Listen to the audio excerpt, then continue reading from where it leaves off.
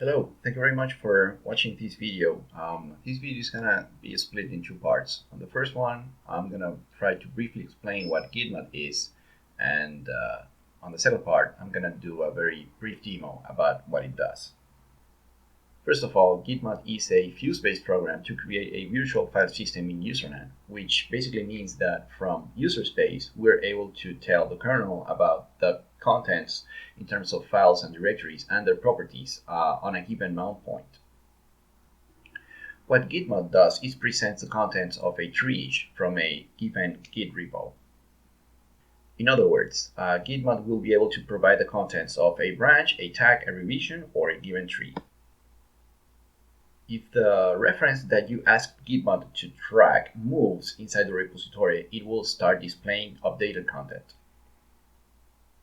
Over here, we have a very simple chart to explain how a request is served when you have something that is using Fuse. So at the top, you have user space, and at the bottom, you have kernel space. Also, at the top, there is not one program working, but you have two programs working. On the right side, you have the program itself that is using Fuse to set up stuff in the mount point. And then on the left side, there is a request to list the files that are inside that mount point. So what happens is that when that request to list the files is sent, it is received by the kernel at the VFS, and the VFS is going to send it over to Fuse. Fuse is going to use its user space library to be able to tell the program to get the request to list the files that are there. So hello is a very simple program that comes along with leafuse. If you want to take a look, and it has, it creates a single file that has a static content in there. So it will create the response, setting up the file and its properties, and then it is sent back to the originating program. So it first goes to Fuse, and then it goes back to BFS to finally reach the program with the list of files in this case. Gitmod basically is the same thing, except that there are a few extra steps related to getting the information from the Git repository. So you can see that there is the request to list the files in the bound point. It is received in the kernel. BFS is sent over to Fuse. Fuse sends it over to Gitmod. So at this point, Gitmod knows that it has to get the list of files that is at the root, say, of the mount point. So at this moment, it will start working with libgit to get that information. Libgit is going to be sending over more requests to the kernel so that it can get the metadata from the Git repository. And there are some responses, of course. So you can have actually many calls over here related to getting the information because, say, if you want to take a look at the items that are inside when given inside the root tree, then you're gonna have to know, besides the name of the items, you have to know, like, is it a tree or is it a blob, the permissions and the size and so on. So this is all done with a few calls to libgit2, and then after you get all the information, you can create the list of files, and then the request is sent back. Now this is like what happened with hello from the original Fuse example.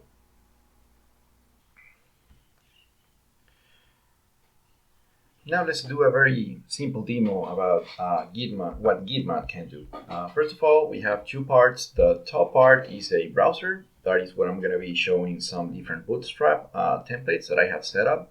And at the bottom, we have four different terminals on four different parts of my file system, because we're going to be using two repos. We have the Apache content, and then we have what we are going to be running gitmod from. So first of all, we have, say, like a working repo, or what you would have on your computer, something like that, where you have files and so on with some content. Then you have some branches and revisions. You can see that I have four different revisions. Each one of them is related to a different bootstrap template. You can see that I have a remote setup. It is called Apache over here, and actually it is like the second tab. You can see that in this repo, it is a bare repo. You have what you have on a bare repo, and this one has one single revision, Bisland over here set up.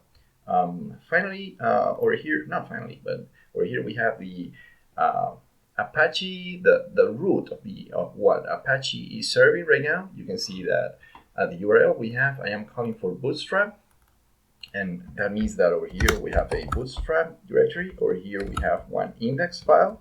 I'm going to show the content of the index file, which is what we're seeing over here. If we refresh, we will get that file just like that. And now what's going to happen is that I'm going to start gitmod to be able to change the content and start showing what we have on the bed repo. So we have to pass in a few parameters so that it can start working. First of all, we will tell it where the Git repository is. We're going to be telling it what treeish to track. In this case, I'm telling it to track the main branch. We're going to be telling it where it's going to be mounting that content. Over here, we're going to say bootstrap.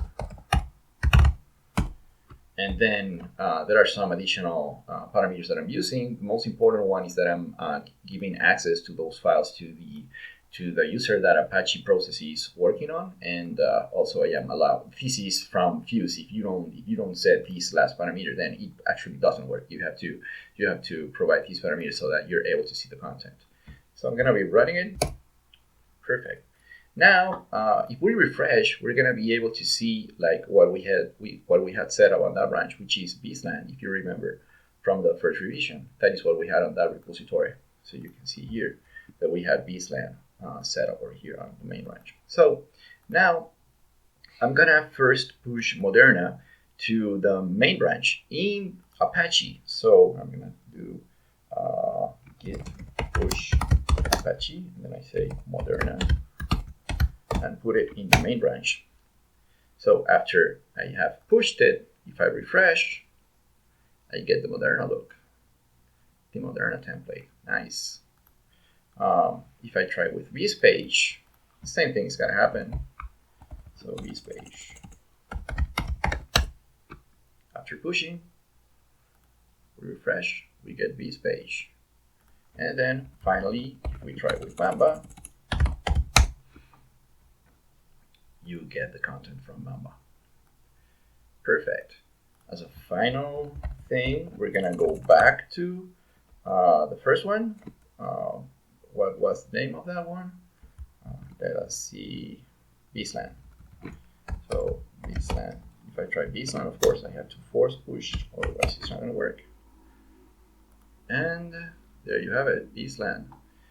And if I stop gitmod and we refresh over here, we will get the original page. And that's it. That is what gitmod does. Thank you very much for watching. Hope you liked it. Here we have a little bit more information about gitmod. So it is written in C. It uses libgit2, as I said before, to interact with the Git repository. It has unit tests, and they are written in CUnit. It is very important if you're running, say, file system and stuff, to have unit tests, because at least you will be able to, before running for real with whatever you're writing with the kernel and so on, if you have unit tests, you will be able to weed out many exceptions that you might get when you're running your program. And the thing is that if there is one error in the program while it is running for real, then basically you're going to crash your computer or the virtual machine. So if you have the unit test set up, at least you will be able to skip them because you will detect them when you're running the unit test. It is released under the terms of GPL v2, and over here you have the URL to get to the repository. This is some information related to the chart that I used as the basis of the gitmod ones, but this is the one related to the Fuse, the original one.